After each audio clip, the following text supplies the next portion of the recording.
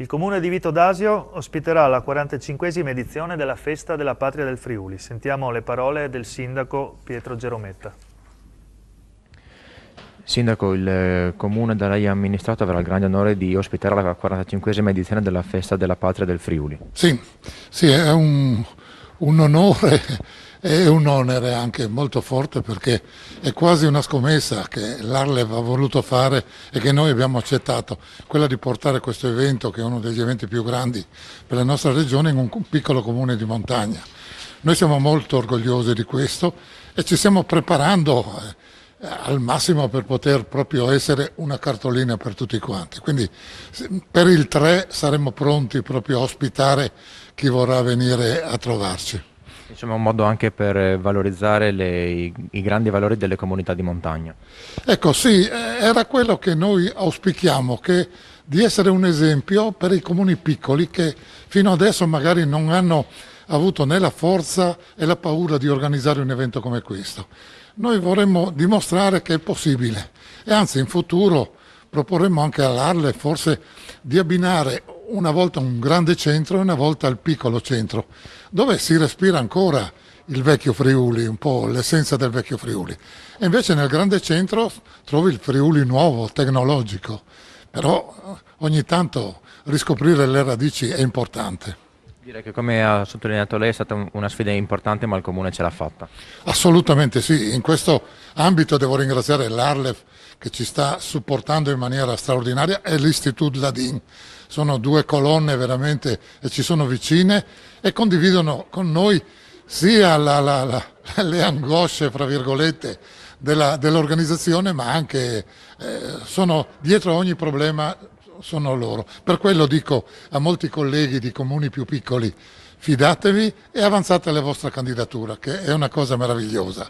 Presentata a Udine questa mattina in Regione la 45esima edizione della Festa della Patria del Friuli. Sentiamo tutti i dettagli nel prossimo servizio. Nella mattinata odierna in Regione a Udine è stata presentata la 45esima edizione della Festa della Patria del Friuli. Il presidente di Arle, Feros Cisilino, ha fatto il punto sugli eventi in programma. Quest'anno inoltre le celebrazioni coincidono perfettamente con la giornata del 3 aprile. La scelta rispetta la rotazione che vediamo ormai da numerosi anni e che vede protagoniste le ex province, quindi Pordenone, Udine e Gorizia, appunto a rotazione. In questo caso appunto c'è Vito d'Asio, e Vito d'Asio tra l'altro è un comune simbolo in questo momento, proprio perché è un comune molto esteso, un comune della fascia montana, e crediamo di rappresentare al meglio il Friuli proprio facendo ospitare la Festa della Patria del Friuli in questa realtà che ha notevoli caratteristiche e anche una notevole estensione, anche di cultura e anche di identità. E saranno quelli canonici per Vito d'Asio, ma poi sul territorio ci sarà una quantità di appuntamenti molto importante, siamo oltre 45 attività che faremo sul territorio degli ex comuni della provincia di Udine, di Pordenone e di Gorizia, ma anche della fascia del Veneto che appunto è friulanofona, quindi Cinto Caomaggiore, Portoguaro, Gruaro, molti Alte Teglio, insomma tutte queste realtà che meritano appunto una considerazione particolare anche in virtù di un accordo che è stato fatto tra le regioni Friuli Venezia Giulia e Veneto. Quest'anno abbiamo questa fortuna e credo che sia una ripartenza importante proprio perché ritorniamo alle celebrazioni ufficiali, quindi con la capacità di poter attuare il programma a 360 gradi, al 100% come facevamo gli anni scorsi, e quindi partire con il 3 di aprile credo che sia ben augurale e comunque porti una grande quantità di popolazione anche in un comune che magari non è alla portata di autostrada, ma sicuramente offre delle caratteristiche interessanti anche da un punto di vista turistico. Bene, i valori in presenza sono importanti perché i vignodout che non si arriva a fare con i social, non si arriva a fare con le email e con le videoconferenze. Se in presenza vuol dire recuperare il rapporto indispensabile tra le persone e noi abbiamo bisogno di fare sistema qui in Friuli. Quindi è importante insomma, che torni a ricostruire la socialità che è fatta proprio di strengths di man, di vio di simmusa e di scambiare soprattutto opinioni e progetti. Assessore, ci siamo, il prossimo 3 aprile al via la festa della Patria del Friuli. Ci siamo e oltretutto ci siamo finalmente tornando a fare le manifestazioni in presenza.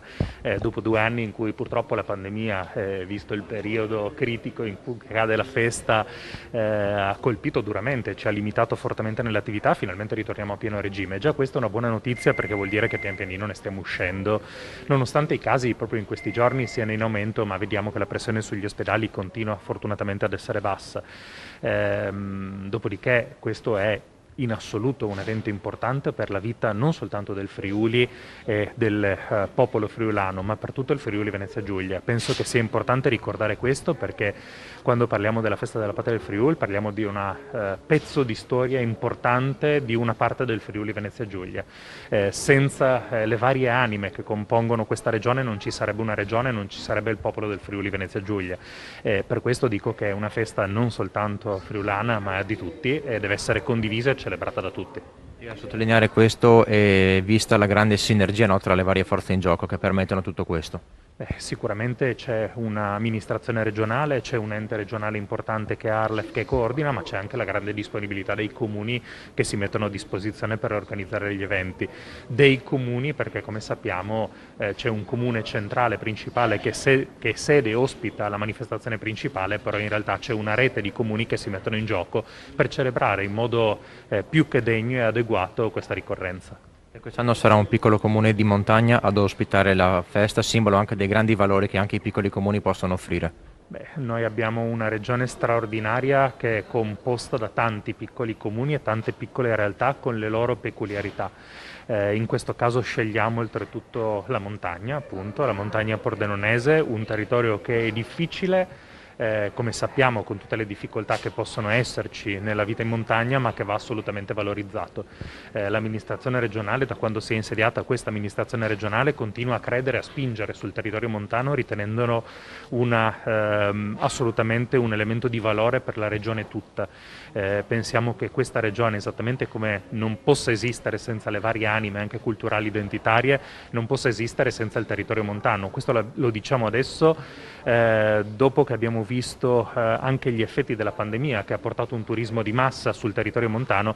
In realtà l'abbiamo cominciato a fare da subito perché ci credevamo già da prima, ricordiamo tutti i vari investimenti, delle decine di milioni di investimenti che sono stati dati alla montagna, l'istituzione, la riforma degli enti locali con le istituzioni delle comunità di montagna e con investimenti riservati per le comunità di montagna proprio perché crediamo nello sviluppo di quel territorio. Oggi parlare della festa della Patria del Friuli a Vito d'Asio significa anche valorizzare quei territori dal punto di vista culturale.